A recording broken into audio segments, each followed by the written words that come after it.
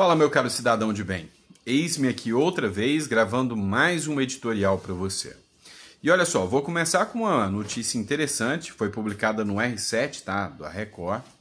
E tem algumas entrelinhas por detrás disso aqui. Também tem cassação de mais parlamentar. Te dou um abraço se você acertar de que lado político vai ser a cassação. Será que é a gente da direita ou da esquerda? Eu sei que você sabe a resposta, né? Então a gente vai analisar tudo isso aqui, vou trazer todas essas informações para vocês.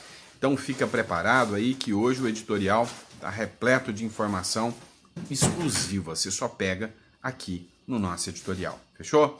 E não esquece de se inscrever, curtir, compartilhar, isso é muito importante. E também, se você puder, né, tá aqui no link da descrição os vídeos, né, os livros aí para você poder fazer o download, Segredos Milionários, leilões, para aprender a ganhar dinheiro com leilão, enfim, muita coisa importante. Mas bora lá, vamos começar com matéria, tá? Olha só essa matéria aqui. Lula fica em São Paulo até quinta e não pode fazer exercícios e viagens internacionais por 30 dias. Eu sei que você tá doido para ver o Lula, então eu vou te mostrar aí. Tá aí o Lula, tá? Mas é o seguinte, deixa eu contar um segredo para vocês. Essa história do, o Lula não pode fazer viagem por 30 dias, é para tampar a vergonha. Pois é. Não sei se você está sabendo, o Donald Trump convidou vários líderes mundiais para sua posse. E deixa eu te contar um segredo, o Lula não foi convidado. Então, esse discursinho de que não pode fazer viagem internacional é para meio que dar um migué, não, você não me convidou, mas eu nem queria também, né? Eu nem estava afim de ir também. Então essa historinha de que, olha, ele não pode fazer viagens internacionais, ele não pode sair, não pode fazer exercícios, essa historinha é historinha para boi dormir, tá? A verdade dos fatos, e aqui falando sério, é que esse negócio do Lula ter passado mal, eles estão tentando passar a imagem de um homem forte, mas não é. É um senhor de idade debilitado por causa de uma queda simples, uma queda comum, né? Tá com problemas, inclusive cerebrais, né? Tá com problema é o vulgo derrame, né? Quando vaza sangue na cabeça. E assim, foi uma queda lá 2 meses atrás, agora já deu complicações, teve que passar por 2 cirurgias. A própria ala do PT já fala que para 2026 não vai sobrar muito espaço para o Lula, não. Vai acontecer mais ou menos o que aconteceu, né, com o Joe Biden lá nos Estados Unidos. Agora vamos falar um pouquinho da hipocrisia, né, que criam em cima de parlamentares. Olha, eu sei que pela esquerda ela é odiada. Pela direita, alguns gostam, alguns têm uma sintonia com o posicionamento dela, outros não gostam de jeito nenhum porque ela já rachou com o Bolsonaro. Mas eu, particularmente, acho ela uma mulher de pulso firme e sempre se posiciona muito bem. É jurista, é procuradora e já foi uma das deputadas estaduais mais bem votadas. Hoje é eleita como vereadora de São Paulo, mas ainda não tomou posse. Talvez nem tome. E adivinha por quê? Pois é, estou falando da Janaína Pascoal. Caçar uma mulher para colocar 4 homens seria, no mínimo, contraditório. Deixa eu te contar um segredo aqui. Tá? Estão dizendo, e aí já aconteceu casos semelhantes no Ceará, aconteceu com outros deputados, estão dizendo que o partido da Janaína Pascoal não observou a cota mínima para mulheres dentro do pleito eleitoral municipal de 2024.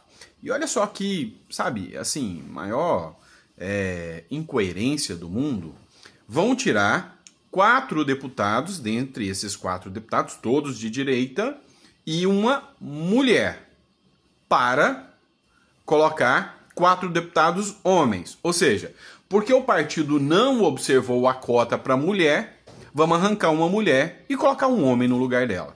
E aí o detalhe é que vai ser de esquerda, né, do PT, no lugar da Janaína Pascoal. Na última semana, o PT protocolou uma ação acusando o PP de ter utilizado 5 candidatas como laranjas para burlar a regra eleitoral que exige um mínimo de 30% de mulheres nas chapas que disputam a eleição. O vereador Paulo Frange, do MDB, e o partido Solidariedade já haviam apresentado ações semelhantes na Justiça Eleitoral. As ações pedem a cassação dos 4 vereadores eleitos. Além de Janaína Pascoal, a lista inclui Major Palumbo, de direita, Sargento Nantes, de direita, e Murilo Lima. Esse eu não conheço, o Murilo Lima não, tá? Mas, ao que tudo indica, também não é da turma da Left People, não. Caso as ações avancem e a chapa seja cassada, os 4 suplentes que assumiriam os cargos de vereadores são Manuel Del Rio, do PT, né, do PT, Adilson Amadeu, do União Brasil, Paulo Frange, do MDB, Left People, a esquerda, tá? E Felipe Sertanejo, esse o único de direita que é do PL, ou melhor, de direita eu não sei, é do PL, né? Mas deve ser de direita porque eu também não conheço, né? E aí a Janaína falou: eu não concordo com a cassação, pois não me parece justo os candidatos eleitos pagarem por erros do partido. Cara, eu acho uma aberração isso aí, para ser sincero com vocês. Também me parece trair o espírito da lei, tirar uma mulher para colocar um homem. Mas como qualquer mortal, terei que me curvar à decisão da justiça. Obviamente, exercendo o direito ao contraditório e à ampla defesa, afirmou a vereadora eleita. Acho a Janaína Pascoal, assim, sempre coerente, tem um posicionamento duro, né? Muita gente ficou crítico a ela na época que ela andou rachando com o Bolsonaro, mas acho ela coerente nos seus posicionamentos. É óbvio que eu não concordo 100% com ninguém, já entrei em embate com ela na época que eu tinha as minhas pautas lá no Congresso Nacional, né? Já entrei em embate com algumas pautas, principalmente com algumas pautas dela que era contra idosos e pessoas com deficiência, então já tive alguns probleminhas, mas acho uma pessoa sempre coerente. E aí agora vamos falar de Natal, Navidad, Feliz Navidad para ustedes, tá? Vamos falar de Natal um pouquinho para você. Hoje você pode ficar feliz, tem presente do Lula para vocês, segundo o Estadão, e presente daquele nível, né?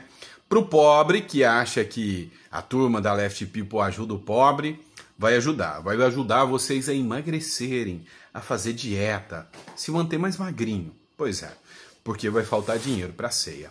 Dá uma olhada nessa matéria do Estadão. Cesta de Natal sobe o dobro da inflação. Carne aumenta 11%, comércio aceita parcelar até o carnaval. Mas também tem essa vantagem. Se você quiser comprar uma carne para você fazer um Natal, você pode financiar em 72 parcelas com taxa de juros de 14%. Tá? Isso é zoeira, tá? Mas tem gente aí, tem açougue falando, não, você pode ter sua ceia de Natal, você vai parcelar até o carnaval. Então você vai pagar dezembro, janeiro, fevereiro, até o comecinho de março, você conseguiu pagar a sua carne, né? É o Minha Carne Minha Vida agora, né? E aí tem gente que fala que a turma tá aí para ajudar, né? Não tá. E aí, segundo o Estadão, né, a inflação dos alimentos pegou em cheio a ceia de Natal desse ano, que está quase 10% mais cara em relação a 2023. Nos últimos 12 meses, até novembro, os preços do varejo de 29 alimentos mais consumidos no período subiram 9,54%.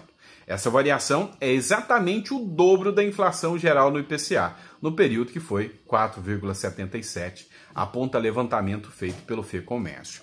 E aí eu te pergunto uma coisa, só por especulação mesmo, você acredita nos números apresentados pela galera da Left People, pelo PT, pelo governo?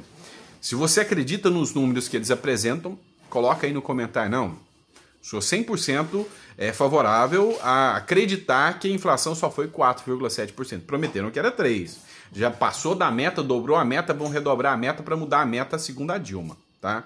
Você não entendeu, né? Também citei a Dilma, nem eu entendi. E aí, pessoal, o assunto que não quer calar também é o Braga Neto, né? Ó, essa matéria da Gazeta do Povo foi muito coerente. Ela diz o seguinte: a prisão do Braga Neto mantém inquérito do golpe ativado e é sinal de alerta para o Bolsonaro. Quem aí acredita que essa história de golpe é só para chegar até o Bolsonaro e pegar o Bolsonaro? Fala eu, deixa no comentário aí. Porque o que acontece? Já tinha um inquérito encerrado, o inquérito já tinha acabado. E depois do inquérito encerrado, disseram que o Braga Neto interferiu no inquérito. Como? Se já passou, mandou prender o cara, prisão ilegal. E agora, reabriu as investigações mesmo depois da Polícia Federal ter encerrado. Algo de errado não está certo nessa história. Eu vou continuar com a segunda parte do editorial, tá? Pessoal, dando continuidade ao nosso editorial, tá? Então, assim, no TikTok ou no Instagram, não sei para onde que eu vou mandar isso aqui, eu gravo em 2 etapas, 2 vídeos de 10 minutos. Enquanto, lá pro YouTube, eu junto os dois, né? E fica um vídeo de 20 minutos, como eu sou acostumado a fazer no YouTube. Então, tô dando continuidade, essa é a segunda parte do primeiro editorial, fechou? Vamos falar da Damares Alves? A Damares fez uma coisa que tá agradando muito a galera aí, né, que defende principalmente as pessoas que estão sendo perseguidas do 8 de janeiro, que estão exiladas, né, fora do Brasil, que fugiram, né, por causa das sentenças que eu já falei para vocês como advogado, acho que são ilegais até. Não observaram o princípio da proporcionalidade, não observaram princípios básicos do contraditório, da ampla defesa, do juiz natural, não observaram o princípio da competência, né? Então, eu vejo falhas muito grandes, e não só eu, vários outros juristas também. E a Damares Alves, ela fez uma coisa que agradou muita gente nesse caso, que está ligada à família do Clezão. Você lembra do Clezão? Clezão é aquele rapaz, né, que, segundo informou a própria defesa dele, depois que ele terminou o trabalho, ele foi lá nos atos do 8 de janeiro, já chegou lá, já era quase 5 horas, porque ficou curioso para saber o que estava. Ele não estava acampado nem nada, ele trabalhava em Brasília, estava trabalhando. Depois que ele encerrou os trabalhos dele, ele foi lá, tá? Então, assim, ele não tinha ligação nenhuma com os movimentos, ele foi de curioso, tá? Foi preso e dentro da cadeia começou a passar mal. Depois que ele estava passando mal, a Defensoria Pública pediu com urgência para que o ministro Alexandre de Moraes liberasse ele porque ele tinha risco de morrer dentro da cadeia. A Procuradoria-Geral da República fez um parecer falando que realmente o risco era muito grave. E o que aconteceu? O juiz da causa, que é o ministro Alexandre de Moraes, não aprovou, não autorizou, e ele morreu dentro da cadeia. Você lembra desse caso do Clezão, certo? O que é o ponto aqui que a gente precisa conversar? A Damares Alves, né, talvez até como uma forma de ver uma oportunidade política, porque você vai explicar o porquê, não estou falando mal da Damares, mas vendo uma oportunidade política e uma forma de ajudar a família do Clezão, contratou a filha do Clezão para trabalhar com ela dentro, né, do Senado Federal. Dá uma olhada na matéria do Metrópolis. Damares dá cargo no Senado à filha de patriota morto na Papuda. E aí é o Clezão, tá? E eu quero a sua opinião sobre se o que a Damares fez tá certo, se você concorda ou se você discorda do posicionamento da Damares. Fechou? Então olha só para constar, a filha do Clezão é essa moça aqui, tá? É Ana Luísa, tá? Ana Luísa, que foi contratada pela Damares. Só para você ver quem é a filha do Clezão, já vai fixando essa imagem, tá? Que você que é de Brasília já e acha que há a possibilidade de ajudar a família, você já vai entender o porquê, tá? Ou ajudar até o próprio Brasil. A senadora Damares Alves, que é do Republicanos, deu um cargo em seu gabinete no Senado a uma das filhas de Clériston Pereira da Cunha, patriota, preso por envolvimento no 8 de janeiro, que morreu no presídio da Papuda, em Brasília, em 2023. A Ana Luísa Duarte da Cunha foi contratada por Damares em agosto de 2024, na função de ajudante parlamentar intermediário pelo cargo, né? Ela recebe o salário mensal bruto de R$ 3,2 mil, mais R$ 1.500 em auxílio alimentação e transporte, ou seja, R$ 4.700, que é o salário que ela foi contratada. A interlocutores, Damares afirmou que pretende lançar Ana Luísa como candidata a deputada em 2026 pelo Distrito Federal. No último fim de semana, a filha do patriota postou vídeos de suas atividades políticas, colando adesivos com seu nome em carros, tá? Então, a aposta aqui, né, que pelo apelo, né, pela comoção que aconteceu em relação ao Clezão, ao patriota morto na Papuda, como a própria imprensa trata ele, né, ela é uma figura, né, apta a se tornar deputada federal, né, e fazer a defesa das pautas da direita, até porque ela tem, né, um caso aqui, vamos dizer assim, especial em relação, né, aos abusos e arbítrios que acontecem no Brasil. É uma vítima de tudo isso, tá? E aí eu queria o seu comentário sobre esse caso, sobre essa ação da Damares. Concorda ou não com a Damares Alves. Pessoal, e agora? Vamos lá. Você lembra na época em que a imprensa detonava o Bolsonaro o tempo inteiro?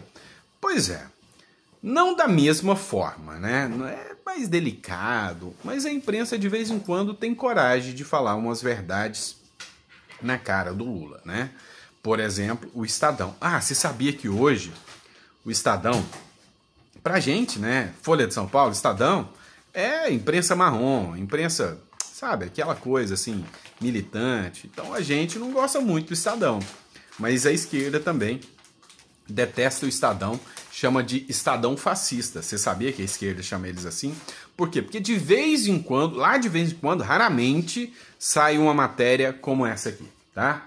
O petista, o senhor Lula, diz que o governo falha ao comunicar suas conquistas à população e avisa que vai falar mais. Mas esse é o problema. Sempre que Lula fala, os problemas se agravam. Você lembra do Sai de Baixo, que tinha o Cala a Boca Magda? Pois é, os petistas têm o Cala a Boca Lula aqui, né? E a gente, que é da direita, torce para que o Lula fale muito, fale de quem ele gosta, de quem ele é aliado, ataque Israel, ataque o Donald Trump. A gente gosta até que a Janja mande o Elon Musk e se... até isso pra gente, a gente observa, porque na minha visão, tá? E se eu estiver errado, você me corrija, o melhor cabo eleitoral da direita que existe é a esquerda no poder. Falam merda o tempo inteiro, né? Olha só o que o Estadão escreveu aqui. Mas não é só isso, não, tá? Não vamos falar só do Lula, não. Vamos falar um pouquinho também, né, do ministro do Supremo Tribunal Federal, o Alexandre de Moraes. Uma matéria que eu cito para vocês, eu sempre cito a fonte, é do Conexão Política, e dá uma olhada nessa situação que a minha visão, e aqui eu estou dando meu posicionamento jurídico, tá? Meu posicionamento jurídico é um tanto quanto esdrúxula e estranha. Literalmente, né? Ultimamente, todas as decisões do Supremo Tribunal Federal andam levantando questionamentos se são decisões políticas ou jurídicas. Mas isso aqui ajuda a gente a pensar que as decisões são políticas. Extrema-direita vem corroendo o sistema por dentro, diz Alexandre de Moraes. Se você observar, parece até um dos deputados do PT falando, né? Parece que o discurso é um discurso político da turma, né, do governo e da oposição, da situação, não parece? Mas não pode, é um ministro do Supremo Tribunal Federal. Eu estou aqui só explicando, não dá para ser assim. Um ministro, um juiz, ele não pode, inclusive, gera impeachment de um ministro se ele ficar se manifestando a favor de um lado. Olha que coisa louca. Então, a impressão que se tem hoje é toda decisão tomada pelo Supremo Tribunal Federal são decisões tomadas por políticos e não por juízes. Esse é o ponto, né? E não pode ser assim numa democracia. Em sua participação na 6ª edição do evento STF em Ação, na última quinta-feira, o ministro do Supremo Tribunal Federal, Alexandre de Moraes, afirmou que o populismo extremista, especialmente aquele associado à extrema-direita, está comprometendo o sistema democrático, ao correr as suas estruturas de dentro. Segundo Moraes, este movimento aprendeu com os erros estratégicos de regimes passados, como o nazismo e o fascismo, e ao invés de atacar o sistema abertamente, adota uma abordagem mais sutil, enfraquecendo-o de forma interna. Um populismo extremista, principalmente de extrema-direita, que aprendeu com os erros estratégicos do regime nazista e fascista, ao invés de atacar o sistema, vem corroendo o sistema por dentro. Ao invés de dizer que a democracia é ruim, diz que os instrumentos estão sendo fraudados. Em vez de dizer que a liberdade de imprensa é ruim, diz que defende, mas que a mídia está deturpando a liberdade de expressão, declarou o ministro Alexandre de Moraes. Se você colocar uma peruca loira, parece até a Gleisi Hoffmann falando, né? O problema é que a Gleisi Hoffmann é a presidente do PT. Então, não faz sentido, né? Não dá pra gente falar que isso é normal. Olha, Paulo Vieira, ele cita um ponto, né? No livro dele, acho que é O Poder da Persuasão, não lembro, né? Poder não sei o quê, me esqueci o nome do livro. Mas ele fala o seguinte, tem coisas que são comuns, né? Como um ministro se manifestar politicamente, mas não é normal. Normal nunca é, tá bom? Deixa no comentário se ficou até o final, curte, compartilha aí, tá bom? Abraço e até o próximo editorial.